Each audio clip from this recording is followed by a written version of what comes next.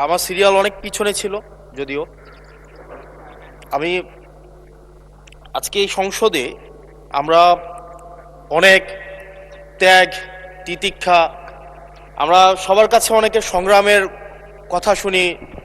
তারা অনেক লড়াইয়ের মধ্য দিয়ে আজকে এই সংসদটি আমাদের প্রজন্মের জন্য, আসলে আমরা আজকে যা কাজ করছি না কেন সেগুলো হচ্ছে আমাদের প্রজন্মের জন্য।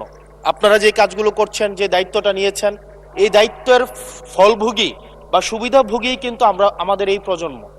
মাননীয় স্পিকার, আমরা খুব আশাহত হই যখন এই সংসদ এত রক্ত, এত লড়াই, এত ত্যাগের পরে আজকে যখন এই সংসদটি গঠিত হয়েছে, কিন্তু এই সংসদ আবার আগের যেই ভিশিয়াস সাইকেল, দোষারোপের যেই সাইকেল, একজন একজনকে বিভিন্ন ট্যাগিংয়ের যেই সাইকেল, মত দমনের নামে, বিরোধী মত দমনের নামে মামলার যেই সাইকেল, আমরা সেইখানে আবার চলে গিয়েছি।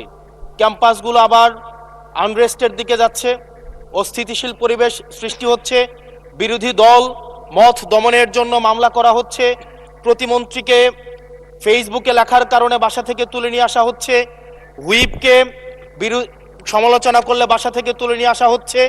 আবার আমরা আগের সংস্কৃতিতে আমরা চলে যাচ্ছি, যেখানে মাননীয় প্রধানমন্ত্রী নিজে কার্টুন শেয়ার করে বিভিন্ন স্যাটায়ার, বিভিন্ন মকারিকে প্রমোট করছে, বিরোধী মতকে প্রমোট করছে। সেইখানে এই সংসদ গঠিত হওয়ার পর থেকে আজকে পর্যন্ত 9টা ঘটনা ঘটেছে, যেখানে মত প্রকাশের জন্য আজকে বাসা থেকে তুলে নিয়ে আসা হয়েছে। মাননীয় স্পিকার, আমরা মত প্রকাশের স্বাধীনতা চাই।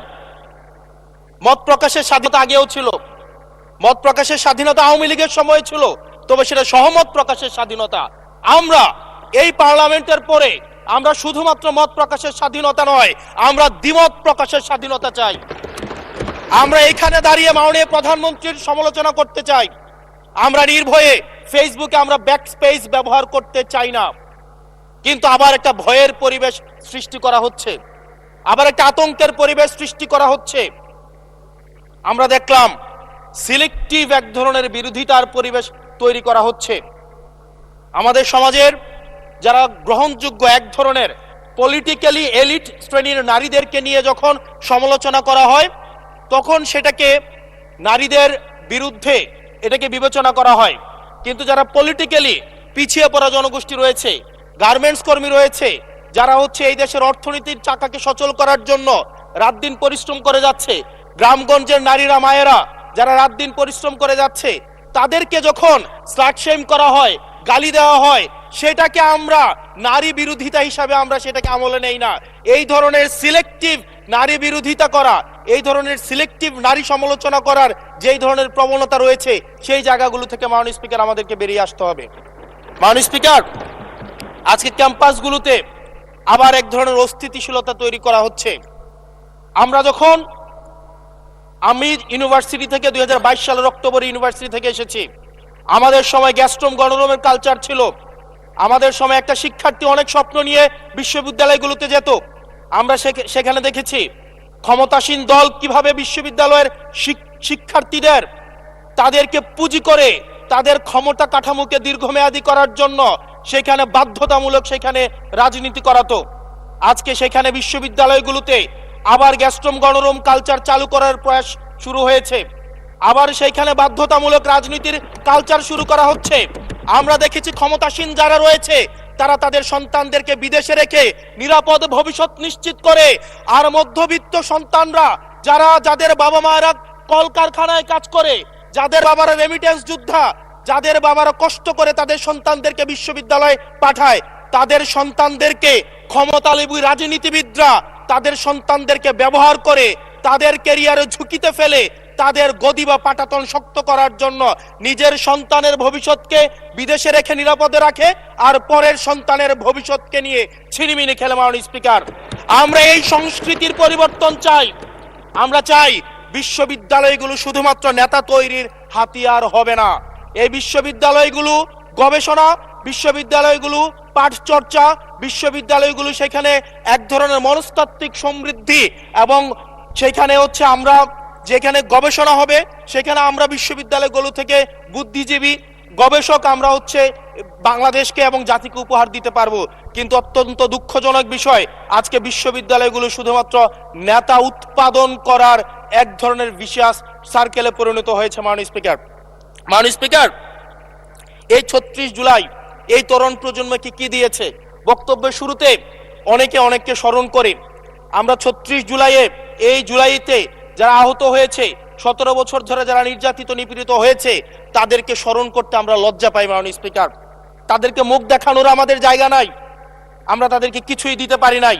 আমরা একটা কাঠামোগত পরিবর্তনের জন্য আমরা আজকে এই সংস্কার, আমাদের কাঠামোগত পরিবর্তনের জন্য আজকে আপনাদের এই লড়াইটা ছিল, এই সামগ্রিক হাউজের লড়াই ছিল।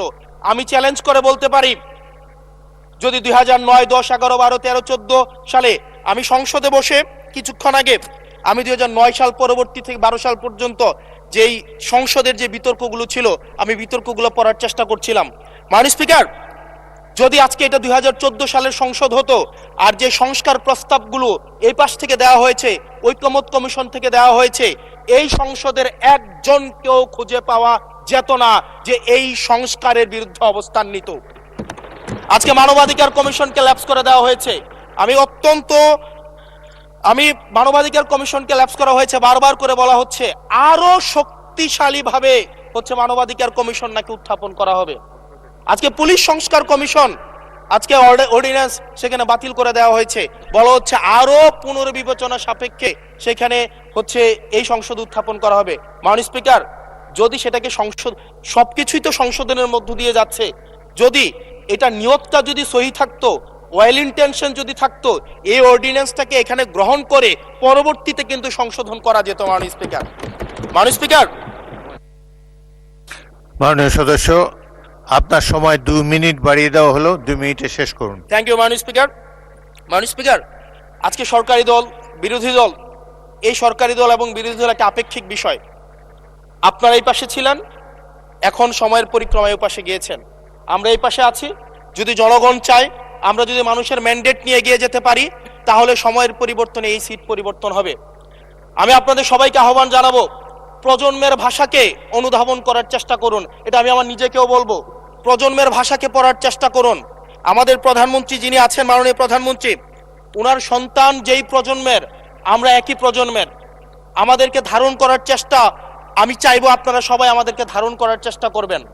বিএনপির নয়, কেবল জামাতের নয়, কেবল এনসিপির নয়, বাংলাদেশের মানুষের স্বার্থ, বাংলাদেশের মানুষের আকাঙ্ক্ষা, বাংলাদেশের মানুষের স্বপ্ন বাস্তবায়ন যেন আমরা করতে পারি। মাননীয় স্পিকার, এই চেয়ার আমি অনুধাবন করতে পারছি জনগণ বিচ্ছিন্নতা তৈরি করে।